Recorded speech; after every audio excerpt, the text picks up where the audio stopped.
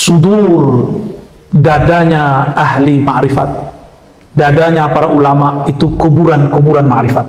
Itu bahasa orang lama. Kalau saya ganti, sudurul awliya maktabatul ma'arif wal asrar.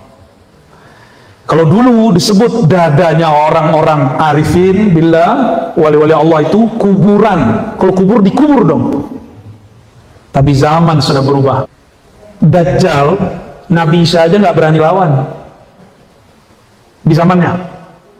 Nabi Musa aja nggak berani ngelawan. Di zaman Nabi Muhammad pun belum diizinkan keluar.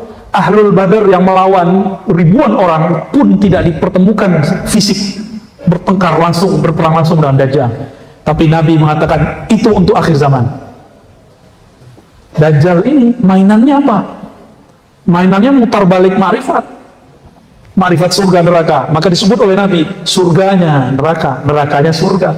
Apinya air, airnya api. Sesatnya itu benar, benarnya itu sesat. Ketika terbersih di hati, ini sudah inti kitab nih. Saya baru baca mukadimah, tapi inti kitab ini. Terbersih di hati saya bahwa yang menyegarkan itu air. Maka kata Imam Ghazali dalam kitab ini, itu syirik yang tersembunyi, syirik khafi. Gimana? Makan, terbersih bahwa makanan itu mengenyangkan, itu syirik khafi. Terus gimana caranya? Maka bacalah ini. Jadi orang baca mukadimah Imam Ghazali udah jadi wirid. Ini mukadimah ma'rifat. Ma'rifatut tawakkul, ini dia. Kalau orang sudah diberi ma'rifat tawakkul, bertawakal, beralih pandangnya dari nasi yang mengenyangkan kepada Allah yang menciptakan nasi. Jadi gimana? Obat. Apa ada kesembuhan di obat? Banyak orang berobat gak sembuh. Allah tidak menitipkan kekuatan kesembuhan pada obat. Ini akidah Ahlussunnah. Tidak menitipkan secara tabiat kenyang dalam nasi, segar dalam air. Kalau nggak percaya, lihat orang mau sakaratul maut, minumnya banyak nggak berhenti, tapi dia nggak segar-segar. Benar-benar lihat? Maka nanti ada masa kita kenyang tanpa makan, karena sudah mengenal siapa yang mengenyangkan. Kita akan segar tanpa minum, karena sudah mengenal siapa yang menyegarkan. Siapa itu?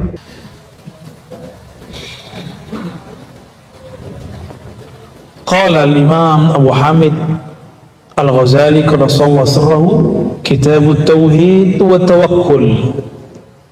Kitab Tauhid dan Tawakal. Apa arti kata Tauhid? Tauhid dari kata wahada yuwahidu tauhidan, berarti mengesakan Allah. Apa beda esa dengan satu?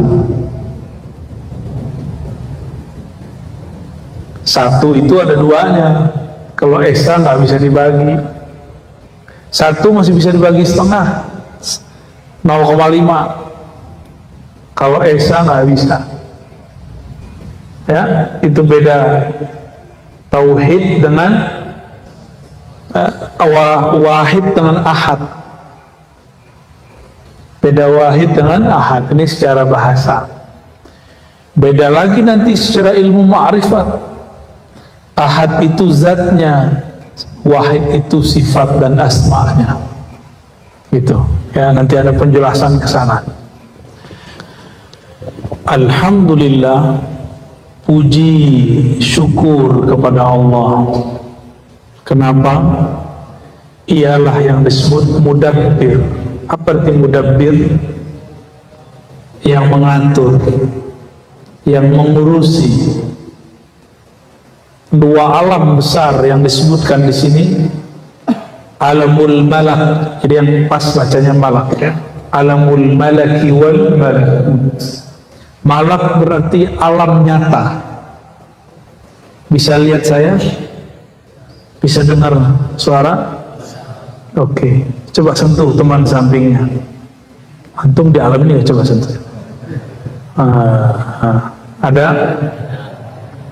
Maka alamul malak itu alam yang bisa diindrai dengan 5 panca indera. Panca kan 5 ya. Ya, bisa dilihat, bisa didengar, bisa dirasakan, disentuh, dicium baunya. Disebut dengan alamul malak. Yang kedua, wal malakut, dan alam malakut. Malakut ini alam para malaikat, disebut kerajaan malaikat-malaikat ahli zikir. Jadi Sayyidina Nabi SAW, jika ruhnya naik ke alam malakut, kalau turun maka belum mengajarkan zikir. Muncullah subhanallah bihamdi, subhanallahil azim, subhanallah dzil izzati wal jabarut, subhanallah dzil izzati wal kibriya. Nah, itu semua zikir-zikir malaikat yang kita baca. Bedanya apa? Satu malaikat, satu zikir. Kalau kita, satu orang bisa baca zikir. Benar. Jadi ketika Nabi naik ke alam sana, Nabi melihat di langit ini ada zikir subhanallah, ini alhamdulillah, terus sampai ke atas. Itulah yang disebut subhanallah walhamdulillah tabla'ani ma baina as-sama'i wal ard. Subhanallah dan alhamdulillah itu memenuhi antara langit dan bumi. Maksudnya kalau ada orang zikir subhanallah manusia, itu langsung dikerubungi oleh malaikat. Jika zikirnya sendiri, maka malaikat yang datang cuma malaikat-malaikat munfarid. Jika zikirnya jama'i, maka malaikat berjamaah datang dan mengatakan, halummu ila hajatikum, wahai sahabatku para malaikat. Ini malaikat ngomong sesama mereka, hajat kalian ada di sini. Maka ta'amul malaikah at-tasbih wat-takbir wat-tahmid wat-tahlil. Jadi makanannya malaikat bukan makanan fisik, makanannya adalah zikir yang dibaca. Maka di mana ada orang berzikir, itu malaikat ikut menyantapnya. Tapi yang menyantap adalah ruh malaikat. Ruh malaikat itu nggak makan seperti kita, tapi dia senang girang. Karena malaikat bukan makhluk yang seperti kita yang makan minum secara fisik. Jadi ungkapan ta'amul malaikah bukan berarti malaikat makan, ini istilah aja. Seperti orang mengatakan makanan hati, makanan pikiran, bukan berarti makanan fisik. Ya, istilah-istilah ini sering dipelesetin oleh orang yang tidak paham. Sama seperti Imam Sya'rani mengistilahkan Abu Ruh, Bapak Ruh. Banyaklah kiai-kiai sekarang yang protes dengan istilah itu, padahal itu istilah di kitab-kitab lama.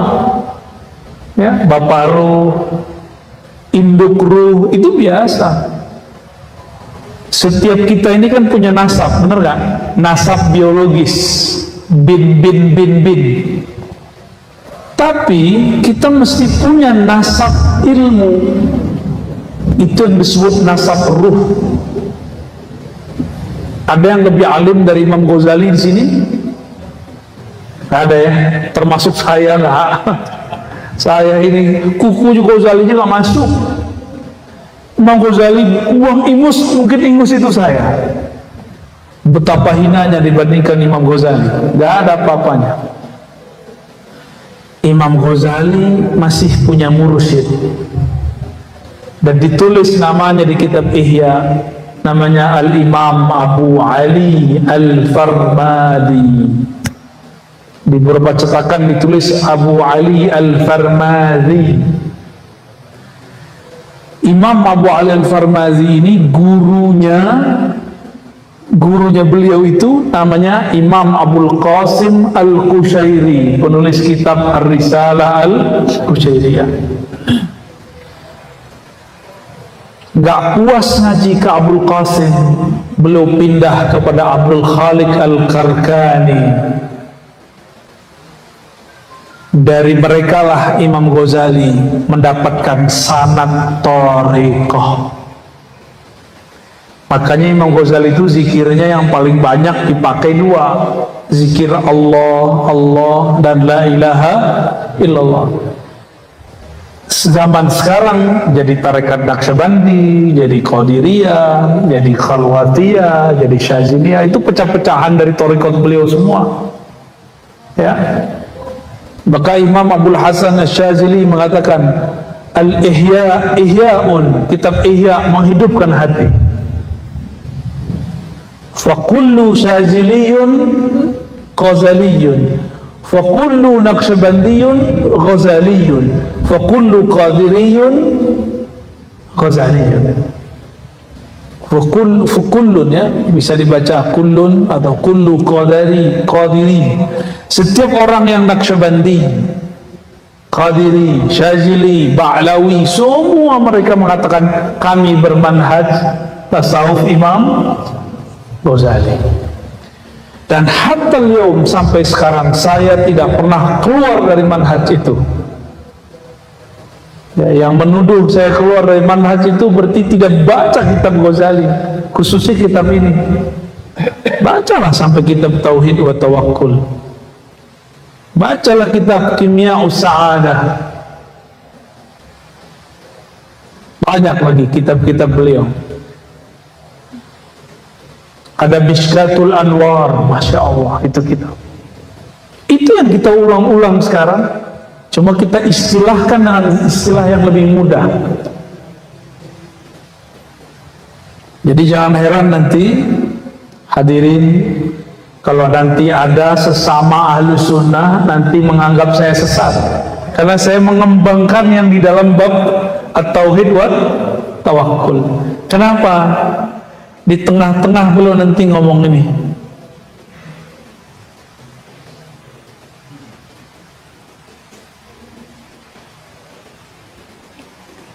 Kalau di kitab ini 330 beda tuh ya.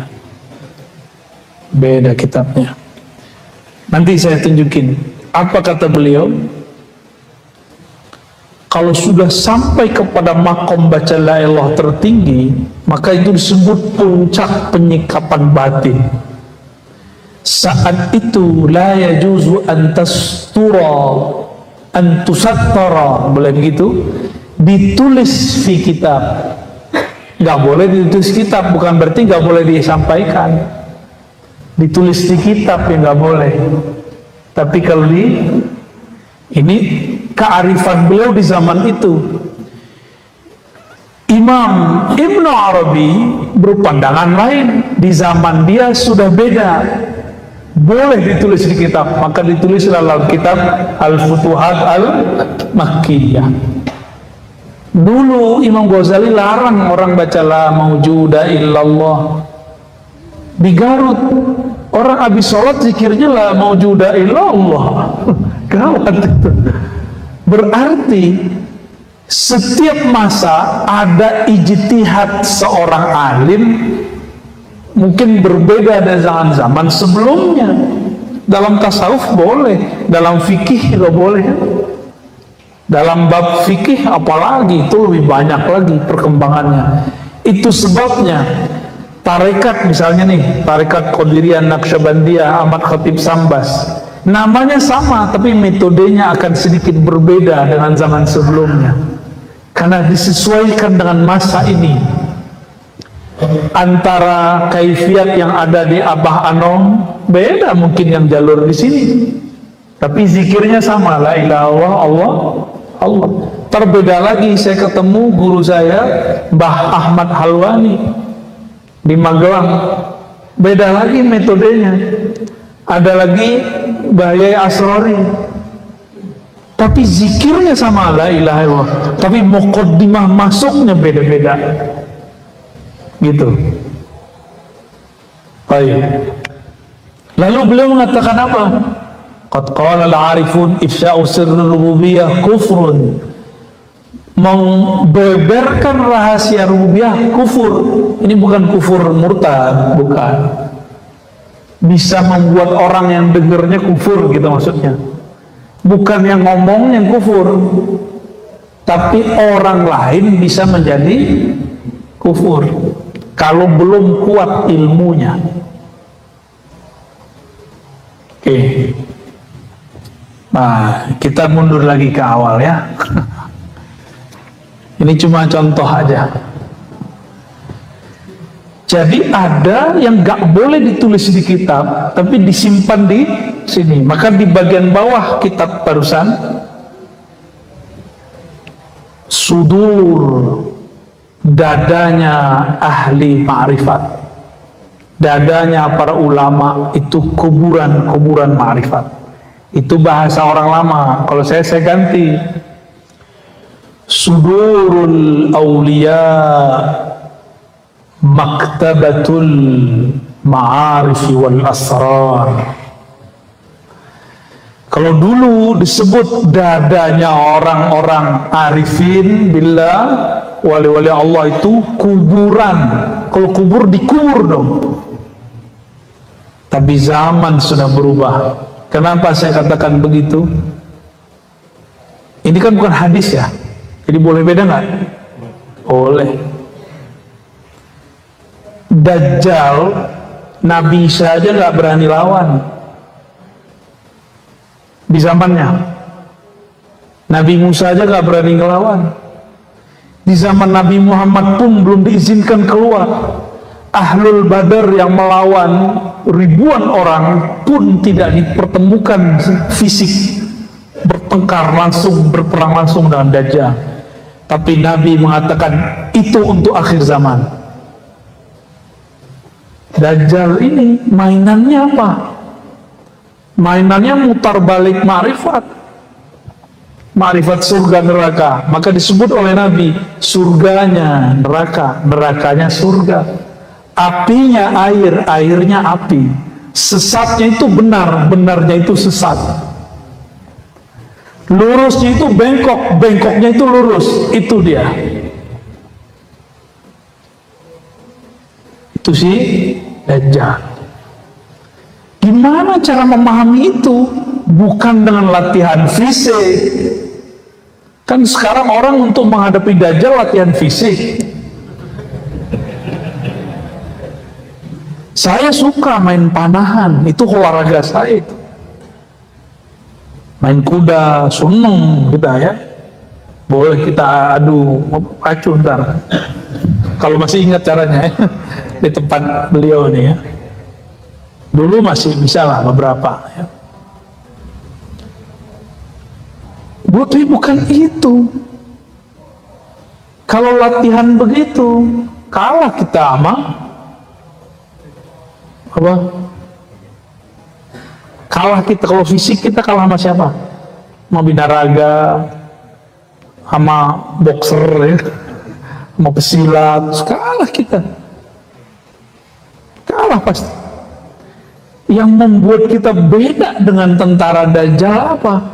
Ma'rifatullah, mengenal Allah Subhanahu wa ta'ala. Gak ada lagi. Karena Nabi mengatakan, kamu kalau ketemu Dajjal merasa masih beriman, tapi imanmu sudah berubah. Nabi ngomong itu. Nah, gimana cara biar selamat itu? Ada orang yang sudah dibelah badannya jadi dua, ketika dihidupkan lagi apa kata dia? Sebenarnya saya tambah yakin Rasulullah itu sungguh benar bahwa engkaulah Dajjal yang dimaksud. Habis dibelah badannya, digergaji. Di Dajjal itu dapat asma, menghidupkan yang mati, mengendalikan hujan. Dapat asma dia, walaupun yang dia hidupkan itu bukan manusia, tapi itu jin atau apalah, kita nggak tahu, nggak ngerti kita. Sakti. Nanti antum kira Dajjal itu Mahdi.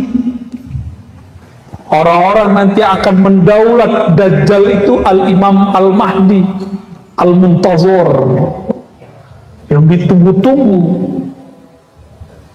Karena dia bisa ngomong ma'rifat juga.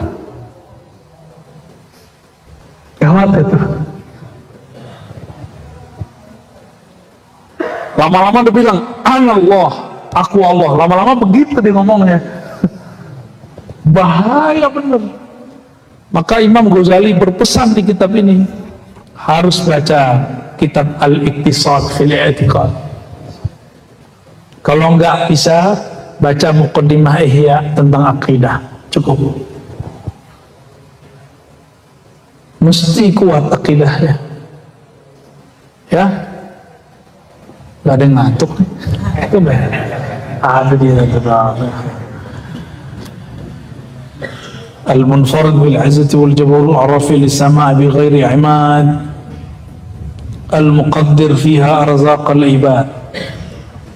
Lihat langit, langit ada tiangnya, kok nggak runtuh? Siapa yang mengangkatnya? Allah. Di sana Allah sudah tulis rezeki kita. Imam Ghazali dalam Syarah Asmaul Husna, judulnya Al-Maqsad Al-Asna fi Syarhil Asma'il Husna, kata beliau, Ar-Razzaq, Allah yang maha berizki, maknanya dua, rezeki zahir, materi, atau batin, immateri. Rezeki zahir, minum, makan, menikah, mobil, rumah, sehat. Sehat kan nih? Sehat ya? Alhamdulillah. Walaupun hujan-hujan begini, ini biasanya hujan. Kadang-kadang. Terus banget malam ini ya. Nungguin Pak Kasat ya. Saya kaget, buat tasbih dia, bukan buat bedil, buat tasbih dia kemana-mana. Semoga beliau ikhlas ya, amin. Ya, biasanya udah punya mursyid tuh begitu itu biasanya, tapi belum bercerita sama saya ya.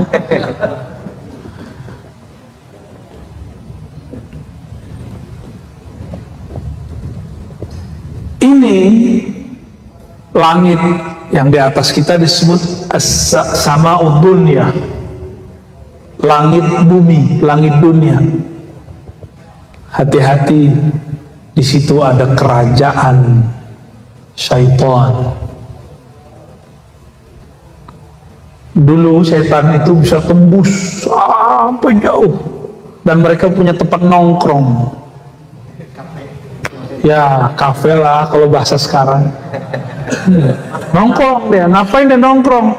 Dengerin gosip makhluk langit. Kok dia bisa tahu? Karena dulu rajanya setan alias iblis yang bernama, ada nama pangkatnya di surga, Haris. Ada nama malaikatnya, Azazil. Itu nama malaikatnya itu. Tapi nama aslinya bukan itu. Nama aslinya Ihyas atau Iyas. Di kitab itu Iyas, yang berputus asa.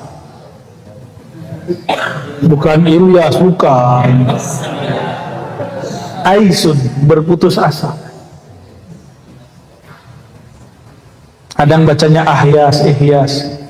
Saya nggak tahu mana yang tepat ya. Tapi kalau dalam bahasa Arab, ini kan bahasa lama sebelum bahasa Arab. Ternyata dulu terjadi kiamat, meteor turun, itu semua jin itu bertubuh fisik, disebut Banul Jan. Mereka nggak boleh menginjak bumi, maka mereka pindah ke pohon-pohon, ke gunung-gunung, ke laut-laut. Maka di laut selatan ada, bukan ada yang ngomong. Kalau ke gunung ada lagi, kalau ke pohon ada lagi. Itu bukan khurafat, itu asli. Cuma dalam bahasa lokal disebut dengan nama yang berbeda-beda. Tapi ingat, mereka sudah tidak punya hak menjadi khalifah di muka bumi. Maka kita nggak boleh takut sama mereka, tapi nggak boleh takabur juga. Biasa aja, lu gua selesai. Ini wilayah kami, jangan ganggu. Gitu aja guys. Nabi Adam turun, itu udah kisah panjang, udah ribuan tahun kejadiannya di surga. Ternyata iblis dulu, namanya siapa? Iyas atau Azazil. Dia setiap naik pangkat itu diajarkan zikir oleh Jibril dan semua malaikat. Naik ke langit 2, langit ke langit 3, suluk berkhalwat di setiap langit. Canggih ya? Canggih. Antum belum ada yang naik ke langit kan? Maka sama iblis gampang dia papain. Itu sebabnya belajar zikir mesti pakai mursyid supaya enggak dimursidin setan. Wajib hukumnya. Saya saking takutnya diganggu itu, maka saya bermursyid dan mursyid saya banyak sampai sekarang. Separuh masih hidup. Dan tidak hanya satu thariqat saya belajar, banyak thariqat. Kapan boleh pindah thariqat? Kalau sudah diijazahin guru. Belum diijazahin guru yang pindah-pindah dulu. Ya, kecuali emang antum istikharah hasilnya ganti, gak apa-apa. Saya diijazahin guru saya baru kemudian belajar thariqat yang baru. Diijazahin lagi baru saya pindah ke thariqat yang baru. Kayak gitu metodenya. Ya. Jadi sampai hari ini masih kolektor zikir aurat dan wirid marifat. Ya, masih. Kalau ketemu siapa aja saya belajar ya. Baik. Itu malaikat berapa tahun sampai ke sana? Imam Tabari saya sudah sampaikan di berbagai majelis. 18.000 berzikir berkhalwat. Berarti suluknya lebih lama ya. Ada yang pernah zikiran 18.000 tahun? 18.000 tahun, bukan 18.000 kali zikir. Ada yang zikir 18.000 tahun. Baru 18 menit ngantuk ya. Ini saya suruh zikir belum 5 menit udah hilang deh. Tapi hilangnya rohaninya terbang. Matanya tidur, hatinya tidak tidur.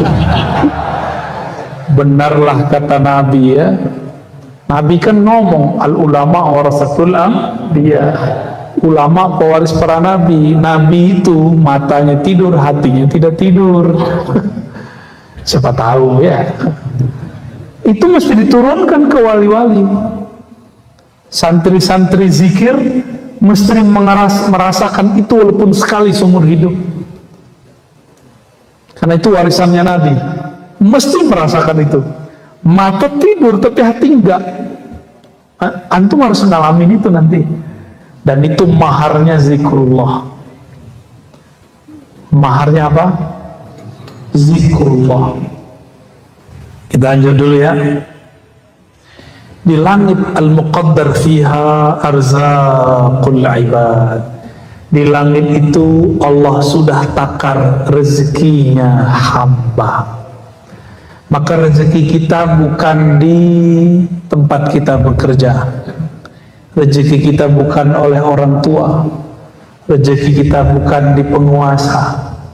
Rezeki kita bukan pada para pedagang. Rezeki kita ada di langit, sudah ditulis. Saya menyampaikan kisah biasanya untuk bab ini. Murid dari Rabi'atul Adawiyah namanya Rabi'atul Basriyah. Biasa perempuan di mana-mana selalu galau masalah rezeki. Apa yang dimakan besok? Nanti anaknya kalau lahir sekolahnya pakai apa? Pasti itu jadi polemik di mana-mana. Walaupun ning atau bunyai. Kalau di Sunda nyebutnya kalau ning apa? Nyai? Nyaina. Ya, walaupun dia nyai, nyaina, nyaiha, nyai itu sama semua. Urusan begitu semuanya sama. Ini Rabi'atul Basriyah, murid Wali Kutub. Murid Wali Kutub masih resah, risau. Kata jemaah tabligh nih, risau. Yang dirisaukan bukan gimana ngumpulin umat ke masjid, yang dirisaukan besok makan apa. Sampailah wiridannya baca surat Az-Zariyat, wa fis samaa'i rizqukum wa ma tu'adun. Terhentaklah Rabi'atul Basriyah ketika dengar dan baca ayat ini. Oh, di langit sudah dijamin ya. Di langit ada rezekimu. Wa fis samai rizqukum wa ma tu'adun, dan semua yang dijanjikan untukmu. Percaya nggak sama Al-Quran? Saya benar. Antum gak usah khawatir besok makan apa. Yang penting kerja-kerja, ambil asbab rezeki masa depan kita serahkan kepada pemilik langit dan bumi. Insya kawan saya pemilik apa namanya kalau mobil ngumpul-ngumpul banyak tuh apa namanya? Pura-pura bego ya. Showroom. Kata orang kalau lagi musim pandemi banyak yang tutup, dia malah nambah 2. Saya juga bingung ketemu dia. Kan banyak yang tutup tuh di Tanah Abang, dia malah buka. Oh, berarti Allah lagi putar-putar rezeki nih ya, diputar aja. Al-yaum nudawiluha bainan nas, hari keberuntungan itu Allah kilir aja. Giliran dapat bersyukur berbagi, giliran gak dapat ya urut-urut dada lah. Jadi yakin kepada Al-Quran, jangan pernah meragukan rezeki dari Allah. Yang penting ambil asbabnya. Dagang-dagang, ngajar-ngajar, ngantor-ngantor, apa terserah. Yang penting harus ada asbabnya. Selevel Nabi Muhammad SAW, itu tangannya chipnya surga, fingerprint surga dia tangan Nabi. Wallahi, apa yang beliau mau lewat tangannya selesai. Tapi ketika musim perang, paceklik, habis semua bahan, Nabi mesti ada asbab. Maka dikumpulkan air, dikumpulin cuma saja satu gayung. Nabi begini kan, keluar air dari tangannya. Tetap harus ada asbab. Kalau enggak nanti orang menyembah Nabi Muhammad SAW. Sayyidina Aisyah ketika ingin menyembuhkan orang nggak pakai asbab, nggak pakai obat, nggak pakai syariat kata orang Sunda. Syariat ini bukan syariat bahasa Arab. Ya, syariatnya berobat apa? Nah, itu dia. Paham maksudnya? Nah, syariat itu asbab yang dimaksud di kitab ini.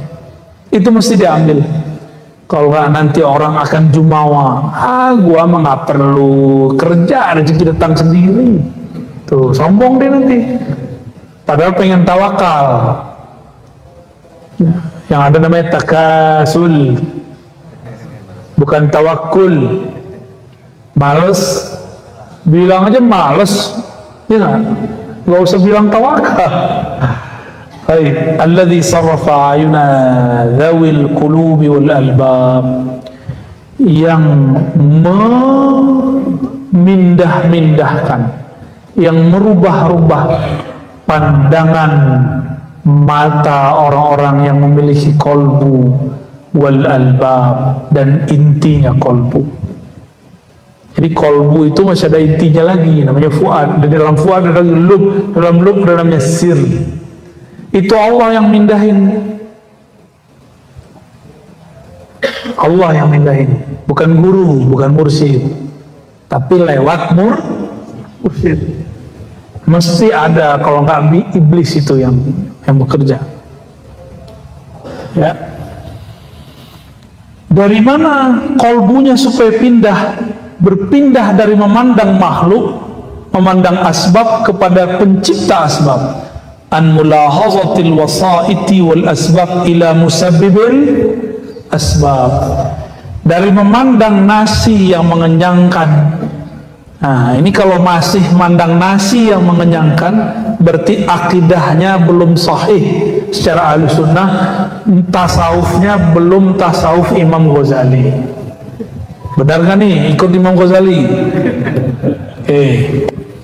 Air yang menyegarkan atau Allah yang menyegarkan? Tapi mesti minum kan? Minum dulu ya. Bismillahirrahmanirrahim.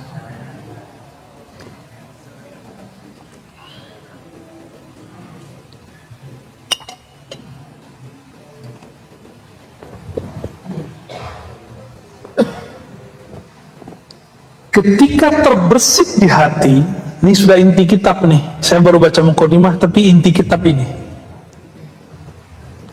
Terbersit di hati saya bahwa yang menyegarkan itu air. Maka kata Imam Ghazali dalam kitab ini, itu syirik yang tersembunyi, syirik khafi. Gimana?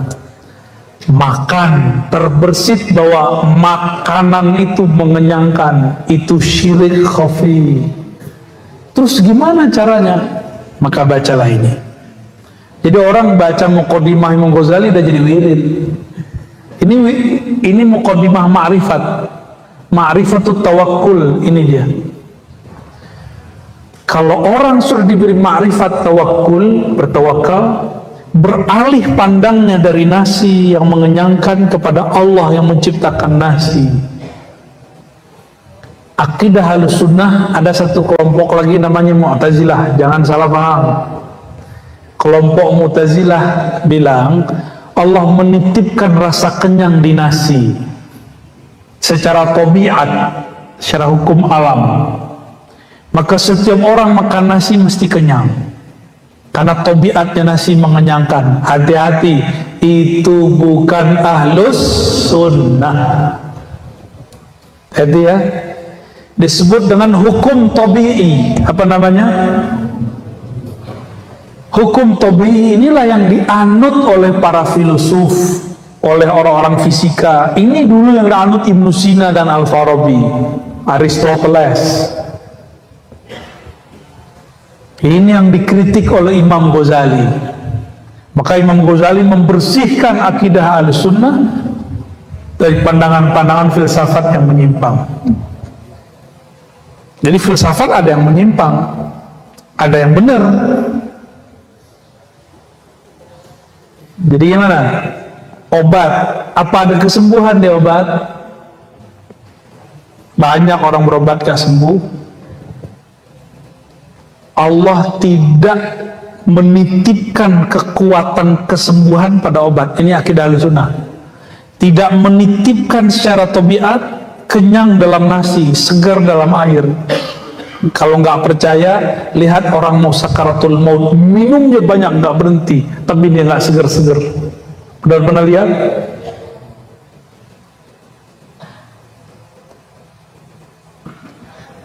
Di masa Rasulullah ada orang yang sudah membunuh banyak musuh di medan juang, tapi Nabi bilang dia masuk neraka. Sahabat gak ada yang percaya.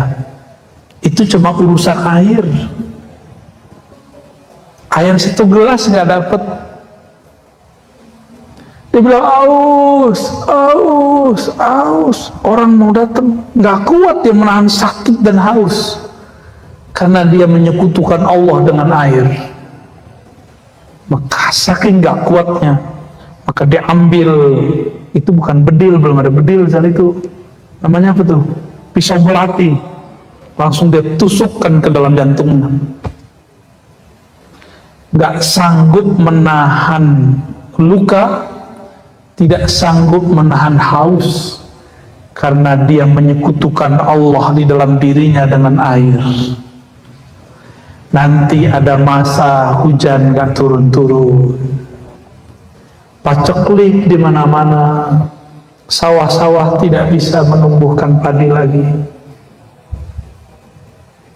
Jika kita menyekutukan Allah dengan beras, nasi, nanti datang Dajjal menciptakan beras. Dia bawa makanan, nanti kita berubah iman, mau. Maka mulai sekarang saya mengimbau, makan-makan aja. Maka sekarang ini bukan sok-sokan, bukan, tapi tahannus bin ni'mah.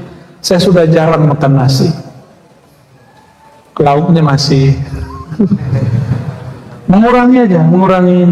Mulai hambar, makan tuh mulai hambar. Kalau bukanlah karena badan ini butuh makan, saya nggak makan, kira-kira begitu. Udah mulai begitu rasa hambar mau makan. Tapi kadang-kadang balik lagi ke ahwal manusiawinya, makan lagi. Apalagi orang Sunda kan punya nasi enak tuh, apa namanya, siliwet. Nah itu berarti arozinya lagi muncul. Alhamdulillah kemarin ya. Alhamdulillah. Seandainya gak ada air, gak ada nasi, terus ada orang bawa itu, berubah gak keyakinan kita? Maka nanti ada masa kita kenyang tanpa makan, karena sudah mengenal siapa yang mengenyangkan. Kita akan segar tanpa minum, karena sudah mengenal siapa yang menyegarkan. Siapa itu? Allah. Itu makna kalam. Jadi Imam Ghazali buat muqaddimah, itu isinya kitab. Maka nanti mungkin malam ini cuma muqaddimah aja kita baca, sama loncat satu fasal ya, nggak masalah. Seperti Ibn Arabi setelah Ibn Ghazali itu dia buat syair di setiap bab, paham syairnya, paham sampai ujung bab. Imam Ghazali ngerti kalau kita susah baca syair, maka dia pakai nasar, prosa. Alhamdulillahirabbil. Maka saya sangat cinta kepada Imam Ghazali, sangat cinta kepada Imam Ghazali, dan saya sangat cinta kepada orang-orang yang mengajarkan kitab Ghazali walaupun dia anak muda. Sangat takzim kepada orang yang khidmat kepada ajaran Imam Ghazali, dan sangat sedih jika ada yang bilang Ghazali khurafat, Ghazali sesat, Ghazali nggak ngerti hadis. Ya salam, yang ngomong begitu Sahih Bukhari belum khatam. Imam Bukhari khatam Sahih Bukhari dan wafat kitab Bukhari di dadanya. Oh, banyak hadis palsu. Bukan hadis palsu, ente yang nggak ketemu hadisnya. Saya ketemu hadisnya. Ini ahli hadis, ini santri hadis saya. 4 tahun dia ngaji hadis sama saya, bahkan lebih, kan ngabdi beberapa tahun. Khatam hadis. Ini kalau mau nanya hadis, tanya dia aja. Hitungan menit bisa dikeluarin, lengkap dengan kualitasnya apa. Insya Allah, tanya aja deh, baru tahu ya.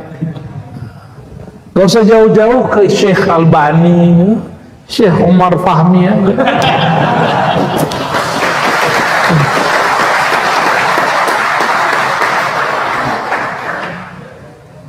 Kenapa jadi tepuk tangan begitu? Bid'ah. Allahumma shalli ala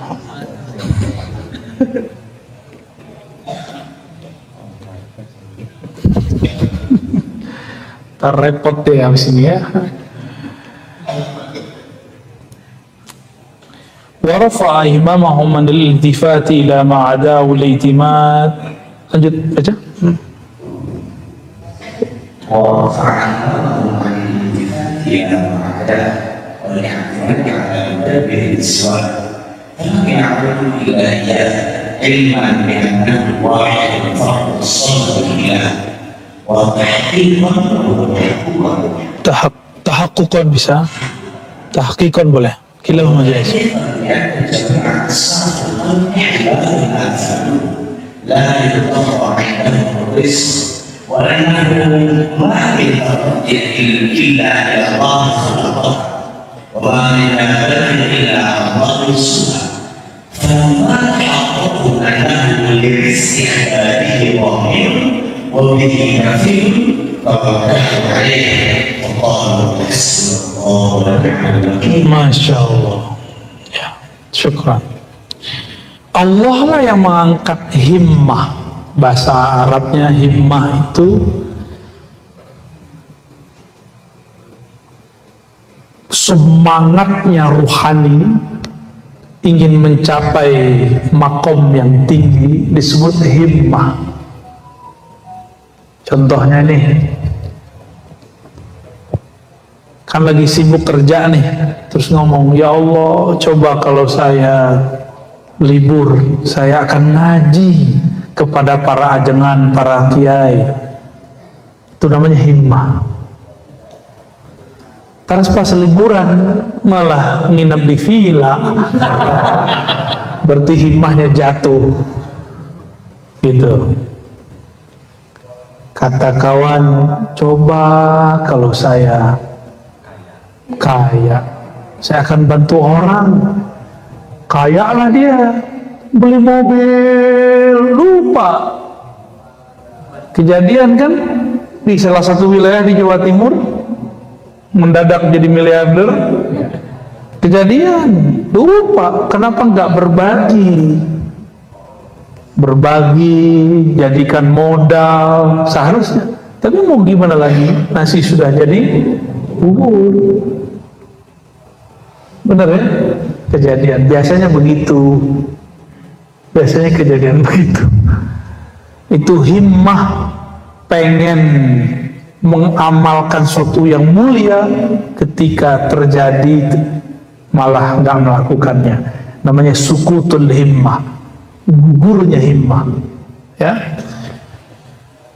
Nah, yang mengangkat himmah itu siapa? Dari memandang makhluk ila anil iltifat ila ma'ada, lalu berpaling dari selain makhluk, berpaling dari selain Allah, itu pasnya. Ila ma'ada wal itimat ala mudabbirin siwa, dan bersandar hanya kepada berpaling dari bersandar kepada selain Allah. Dulu saya pernah kerja dan saya mengira tempat bekerja itu yang memberi saya rezeki.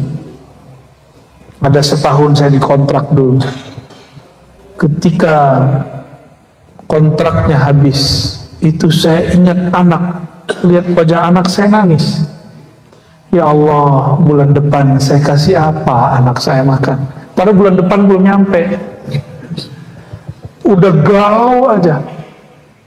Padahal belum tahu juga, siapa tahu kiamat besoknya kan. Ini namanya tulul amal, tolol amal.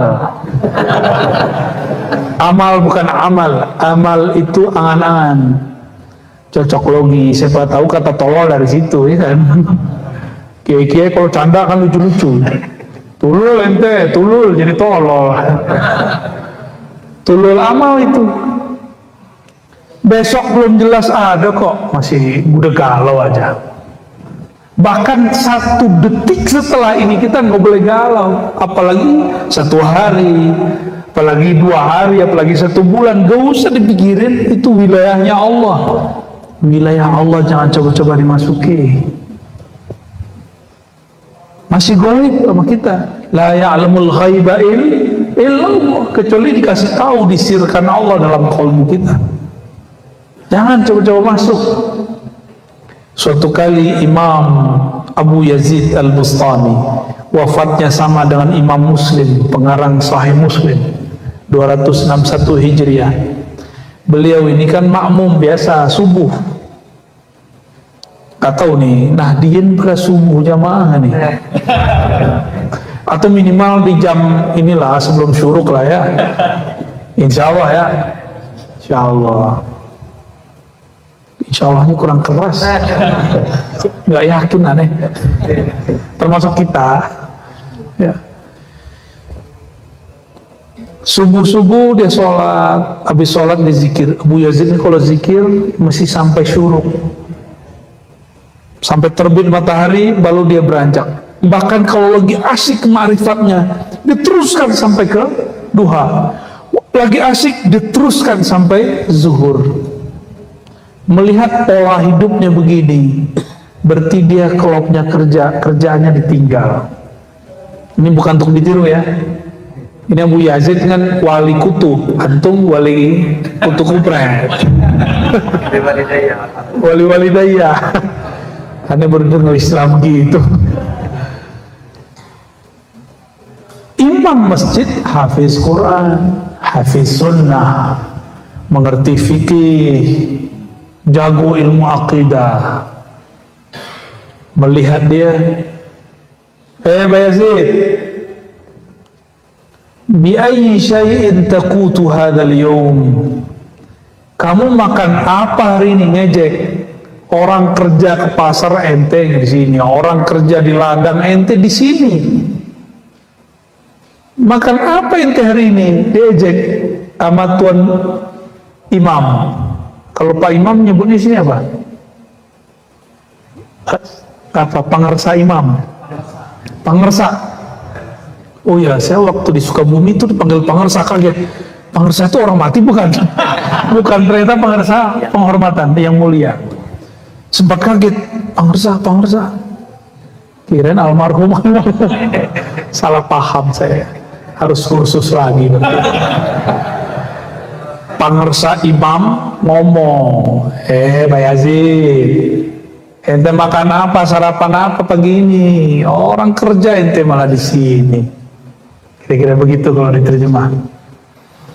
Abu Yazid itu udah suruh, langsung berdiri, kata beliau, sholat diimami oleh orang yang tidak percaya Allah yang menjamin rezekiku ke langit tidaklah sah, maka aku ulang sholat kodoan. Dikodok sholat jam itu juga, detik itu juga. Ini hukum ma'rifat, ini fikih arifin namanya. Fikhul arifin ini ketat. Saya nggak sanggup. Saya nggak sanggup mengikuti fikihnya para ulama arifin, nggak sanggup kita. Saya masih pakai fikih mazhab Syafi'i, nggak pernah keluar dari mazhab Syafi'i, alhamdulillah. Sampai hari ini, sampai detik ini, bahkan tadi kita ngambil sanad mazhab Syafi'i juga ya. Dari apa ya? Biar sah jadi muridnya pesantren Fauzan. Ya.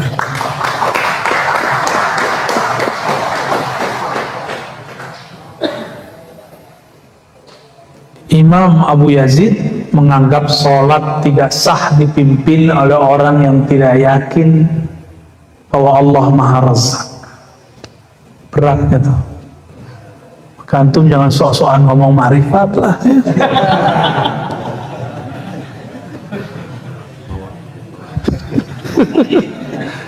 Ya, tapi harus mulai masuk.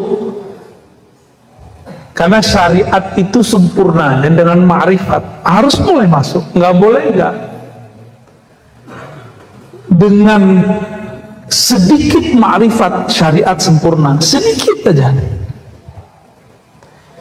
Seseorang yang merasakan lezatnya bermakrifat, makrifat itu kan mengenal, maka beban syariat langsung hilang.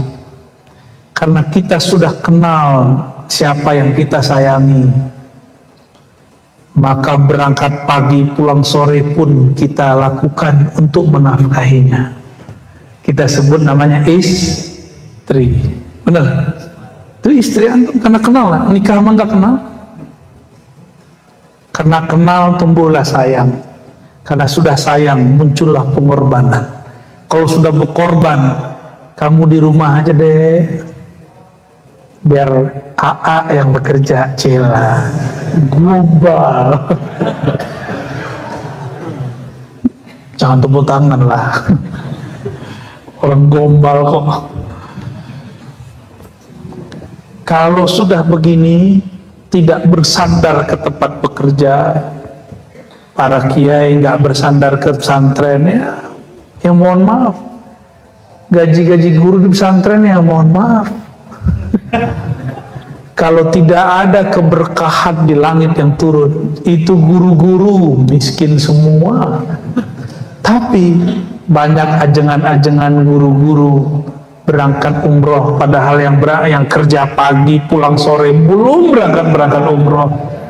Benar. Maka bedakan rezeki dengan gaji. Kalau rezeki temen nih lagi ngantuk dia, tuh jangan ganggu ya. Hayati lelah katanya. Cung, aman cung. Rezeki lebih umum daripada gaji. Kalau gaji terbatas, kalau rezeki tidak ada batas. Maka orang-orang yang sudah gak memandang itu dengan baik, maka dia korupsi karena dia memandang gaji gak cukup. Ustadz mau korupsi apa? Mau korupsi apa? Jangan. Gak ada, gak bisa korupsi. Korupsi kita ya, gak bisa. Betullah Nabi mengatakan innama bu'istu mu'allima, mualliman muyassira. Aku diutus sebagai muallim, maka beruntunglah para muallim. Tapi muyassir, muallimnya nggak boleh saklek, nggak boleh killer. Muallimnya harus muyassir, banyak rahmahnya daripada galaknya. Galak boleh, namanya ketegasan, kewibawaan. Tapi rahmah harus di depan. Inna rahmati sabaqat ghadabi. Allah aja ngomong, rahmatku lebih dulu dari murkaku. Karena rahmat itu sifat zatnya, sedangkan murka bukan. Ada gak nama Allah Ghadban, Ghadub, Mughdib? Ada gak? Kalau Ghafar, Ghafur, Ghafir, di Quran ada 3. Ada kan? 3 kan? Ghafir, Ghafar, Ghafur. Pengampun, penghapus dosa-dosa kita. Tapi kalau untuk memarah nggak ada. Yang ada cuma muntakim. Muntakim itu maklum, muntakim kamu jahat, Allah jahat. Bukan itu terjemahannya, salah itu. Allah, kamu berbuat salah, Allah akan balas kesalahanmu. Ya, kalau Allah jahat kan sesat juga tuh terjemahannya. Astagfirullahaladzim, asyhadu an la ilaha illallah, asyhadu anna rasulullah. Ulang syahadat aneh. Ini adab kalau salah menyebut ma'rifat harus syahadat ulang. Nggak boleh nggak, harus syahadat ulang. Salah nih nyebut tentang Allah, Allah nggak adil, langsung syahadat ente. Batal sudah itu. Abu Yazid seperti itu, tapi lebih tegas lagi. Dia kan pengen ngomong, kan gak enak ngajarin imam. Cukup dia mengatakan, oh dalam hati, Pak Imam, pangresa imam gak percaya atau Allah jamin rezeki saya. Dia cuma percaya Allah jamin rezeki orang kerja. Padahal wa ma min dabatin fil ard illa 'ala Allah rizquha. Apa dia nggak percaya ini? Itu pikirnya Abu Yazid. Abu Yazid ngomong, sama hafalannya nggak bagus-bagus amat, tapi ngerti ada ayat ini. Tidaklah ada yang berjalan di muka bumi melata kecuali Allah menjamin rezekinya.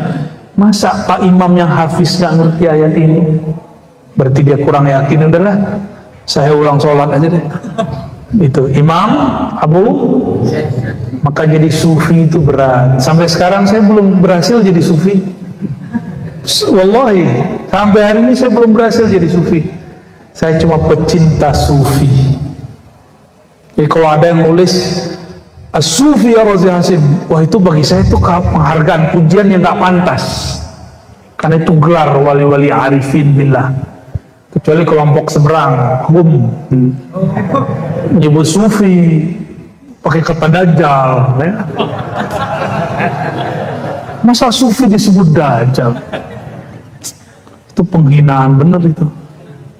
Bagi saya sufi itu pasti wali, nggak ada sufi yang dajjal,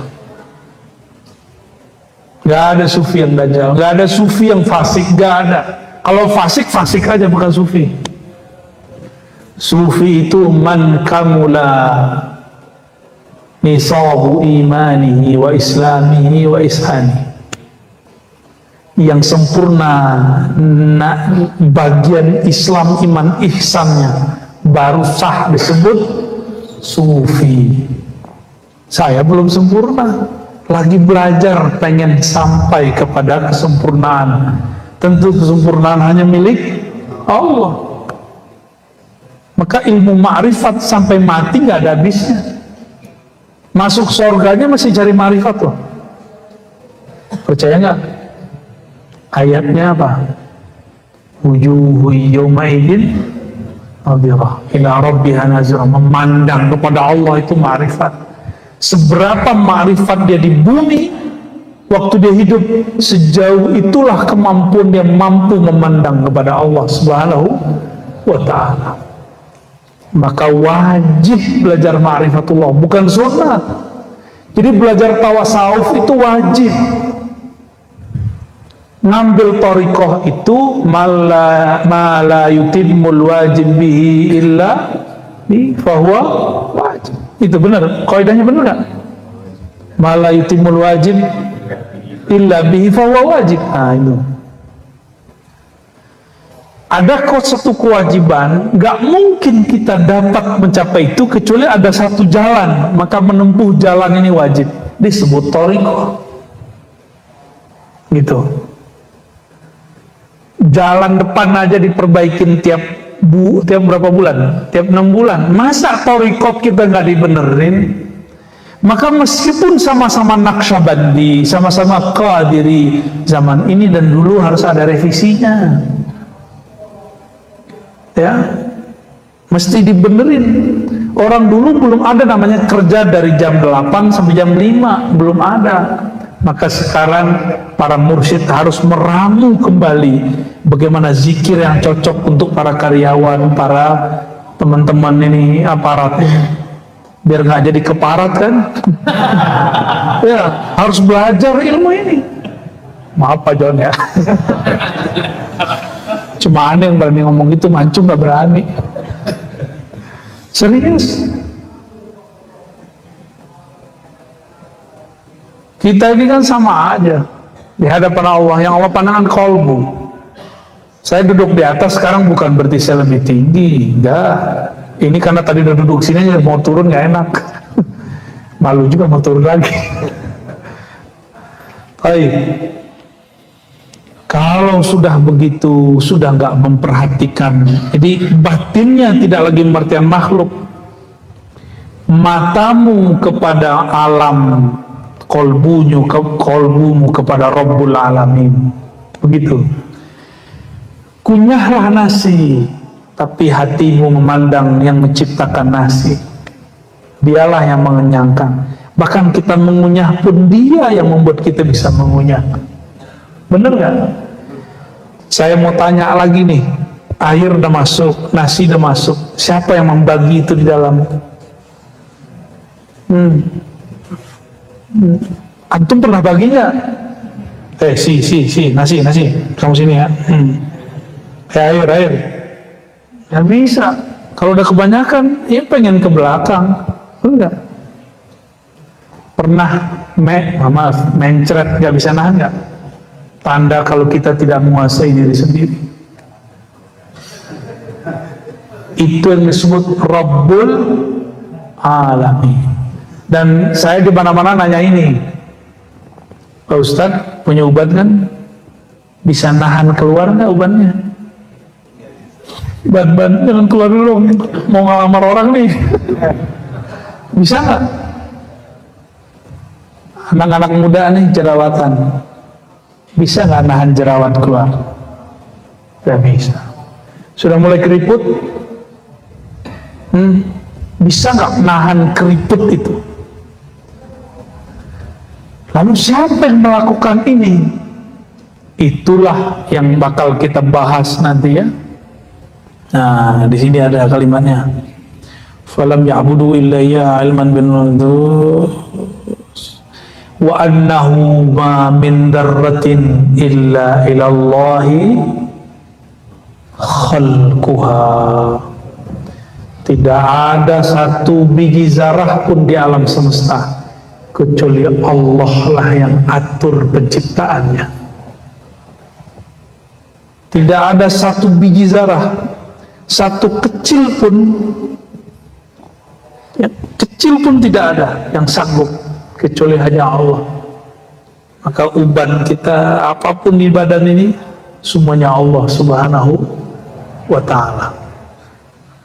Berarti ada nggak di tubuh saya, di tubuh antum semua, dari ujung rambut sampai ujung kaki, Allah tidak urus? Ada nggak? Nggak ada. Demikianlah dekatnya Allah kepada kita. Kalau saya pegang-pegang ini, berarti saya dekat nggak sama barang ini? Allah bilang, itu kolbumu aku yang bolak-balik. Berarti dekatnya Allah sama kolbu sedekat benda dibolak-balik oleh tangan.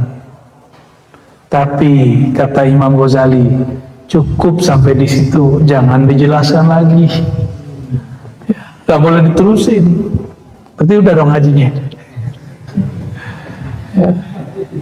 Wa ma min dabatin illa 'ala Allahi rizquha falamma tahaqqaqu annahu lirizqi ibadihi dhaminun bi kafilun tawakkalu 'alaihi faqulu hasbunallahu wa ni'mal wakil.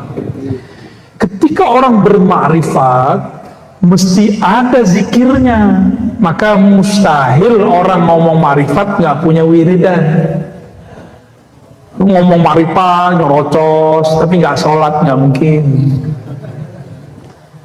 Dia ngomong makrifat tapi nggak punya wirid, nggak mungkin. Mesti ada wiridnya. Dan wiridnya orang bertawakal itu dua, hasbunallah wa ni'mal wakil, dan yang kedua la ilaha illallah. Dan teman-teman pasti sudah dapat sanad talqinnya, bagaimana cara menghentakkannya dalam kolbu. Kok dari pusar ke ubun-ubun ke bahu kanan dihunjam ke jantung, kan mirip-mirip sama agama sebelah tuh ya, ya plus tapi panjang ke bawah ya. Enggak, beda, ini beda. Kenapa mesti pakai titik itu? Supaya pikiran nggak liar, maka dibatasi dengan titik-titik latifah. Itu namanya titik latifah. Pusar sama dada ini sama-sama disebut akhfa. Pusar dan dada. Tapi sebagian orang coba gelitikin pusarnya, merinding nggak badannya? Maka sebagian ulama kita mengatakan ubun-ubun dan pusar itu satu titik. Maka kullu jasad, zikir kullu jasad bisa dimulai dari ubun-ubun, bisa dimulai dari pusar secara fisik. Itu perbedaan ahli thariqah ya, perbedaan manhaj. Makanya dimulai zikir dari pusat, digetarkan dari situ, masuk ke alam ini alam apa di sini? Alam khayal, alam fikiran, supaya fikiran kita tidak memikirkan selain makna kalimat, dibawa ke bawah kanan supaya dia bisa. Seperti orang kalau mau memukul, dia perlu ini nggak? Tarik ke belakang nggak? Nah, itu namanya apa tuh? Ancang-ancang. Jadi dibawa ke kanan itu ancang-ancang. Ngawahan. Nah, dapat kosakata baru lagi. Dia ngawahan untuk dihentakkan ke dalam jantung, supaya tembusnya tidak hanya di jantung, tapi masuk ke dalam kolbu. Itulah zikirnya Syekh Ahmad Khatib Sambas, Qadiriyah Naqsyabandiyah. Sudah tenang kolbunya, dihentak, cukup zikir khafi, habis kalimah, sisalah ismul jalalah, Allah, Allah, Allah.